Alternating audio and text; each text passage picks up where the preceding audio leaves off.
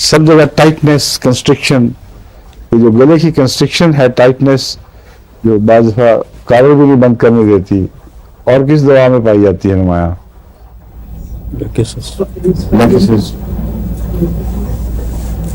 लेकिसिस में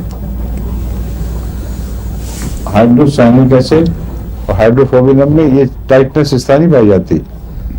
जब उनका हमला हो तो बड़ा सख्त स्पैज्म लंबे अरसे के लिए जकड़ देता है। ये जो मैं टाइटनेस कह रहा हूँ, ये अलामत खास तौर पर इसमें है, लेकिसिस में भी और ग्लोनाइन में भी पाई जाती है। ये जो दवा है, ये स्पैज्म की जो खास अलामत है, इसकी वजह से बाज़ दफ़ा वो जख्मी सा हो जाता है वो उज़्व जहाँ स्पैज्म पाया जाए। और ये औरतों के लिए भी बहुत मुफीद दवा है अगर ये अलामतें पाई जाएं। ख़ास तौर पर नौबयाता औरतों के लिए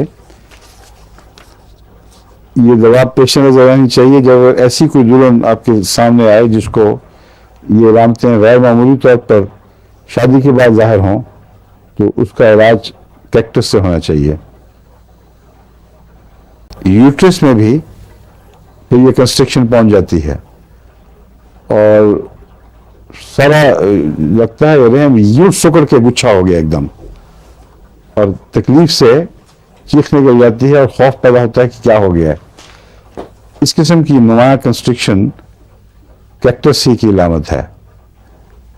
इसकी जो कंस्ट्रक्शंस का एहसास है वो जिस्म के हर हिस्से में ज़ाहिर हो जाता है, ऐसे हिस्सों में भी जहाँ आमतौर पर इंसान सोच भी नहीं सकता कि वहाँ भी कंस्ट्रक्शन होगी। मतलब ये इतना सा हिस्सा यहाँ एक यूं करके कंस्ट्रक्ट हो गया, हाथ के पीछे यहाँ कंस्ट्रक्शन हो गई। तो जहाँ अजनबी जगहों पे जहाँ आमतौर पर तशम्मुश नहीं हुआ करते, वहाँ किसी ख़ास हिस्से पर कंस्ट्रक्शंस का एहसास से बंद किया, घुट दिया गया है और तशम्मुश भी हो बाद में, ये कैक्टस की नुमाया अलामत है, उसे याद रखना चाहिए। गाउट और रूमेटिज्म में भी इसकी कंस्ट्रक्शन हो जाती है मऊफ हिस्सों में।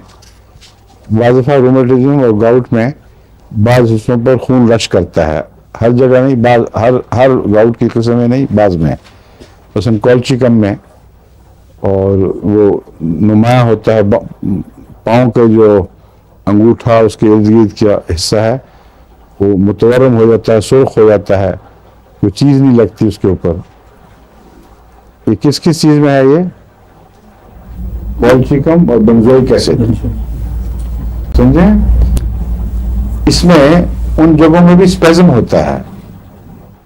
गाउट जमा स्पेज़म, ये एक अजीब कॉम्बिनेशन है जो इस दवा में पाया जाता है। इसमें जो रूमेटिज्म कैक्टस से ताल्लुक़ रखता है, इसमें एक बात याद रखें कि बाजुओं के ये जो मसल्स हैं, ये मसल्स, रानों के मसल्स, इनमें कंस्ट्रिक्शन नहीं होती, क्योंकि शुरू में मैं आपको बता चुका हूं इसकी कंस्ट्रिक्शन का सर्कुलर फाइबर से ताल्लुक है। जो लॉन्ग मसल्स हैं उन पर कैक्टस का तशम्मुशी असर कोई नहीं है, लेकिन बाज़ दवाएं हैं जिनका लॉन्ग मसल्स पर नुमाया असर होता है, जो मैं आपको पढ़ा चुका हूँ पिछली दफा। क्या थी वो? कॉलोसिन। जीत गई आपकी, माशाअल्लाह। कॉलोसिन लॉन्ग मसल्स की तकलीफ में, उनके तशम्मुश में बहुत नुमाया असर रखती है। तो ये देखने वाली बात है कि लंबे फाइबर्स का तशम्मुश है या सर्कुलर फाइबर का। इसका सर्कुलर फाइबर से ताल्लुक है। लंबे मसल्स में बेलाडोना भी है, कॉलोसिंथ भी है, लेकिन इसका लंबे मसल्स पे कोई असर नहीं है। घुटनों में होगी तो क्या घुटनों में स्पैज़म होगा? घुटनों में पता नहीं मुझे। सर्कुलर है उसमें। हस्बैंड यूँ कहने हर चीज सर्कुलर हो जाएगी। यदि मैं यूँ करके सर्कुलर बना दो, घुटना भी गोल, सर भी गोल है, हर चीज गोल गोल ही है, उंगलियां भी गोल हैं, सर्कुलर फाइबर और चीज है। सर्कुलर फाइबर वो छल्ले होते हैं जो चीजों को अखराज को रोकने के वक्त तंग रहते हैं।